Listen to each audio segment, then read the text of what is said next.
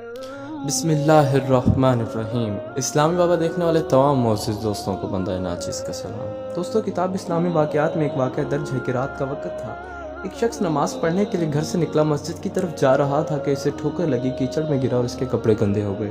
گھر واپس آیا، کپڑے بدلے، پھر مسجد کی طرف روانہ ہو گیا۔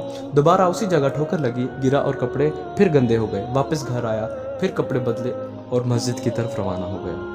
اب جب یہ شخص اس مقام پر پہنچا جہاں اسے 2 بار ٹھوکر لگی تھی، تو دیکھتا ہے کہ وہاں ایک اجنبی شخص مشعل لے کر کھڑا ہے۔ تو وہ اجنبی شخص اس نمازی کو راستہ دکھانے لگتا ہے اور بحفاظت مسجد تک چھوڑتا ہے۔ یہ نمازی سکون سے اپنی نماز پڑھتا ہے، اور جب نماز پڑھ کر مسجد سے باہر نکلتا ہے تو دیکھتا ہے کہ وہی اجنبی شخص مسجد کے باہر کھڑا ہے اور اس نمازی کا انتظار کر رہا ہوتا ہے۔ تو وہ اجنبی شخص پہلے کی طرح اس نمازی کو راستہ دکھانے لگتا ہے۔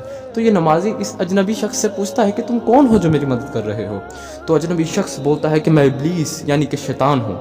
تو یہ نمازی شخص چونکتا ہے اور کہتا ہے کہ تمہیں تو مجھے نماز سے روکنا چاہیے تھا۔ تو شیطان جواب میں کہتا ہے کہ جب تجھے پہلی ٹھوکر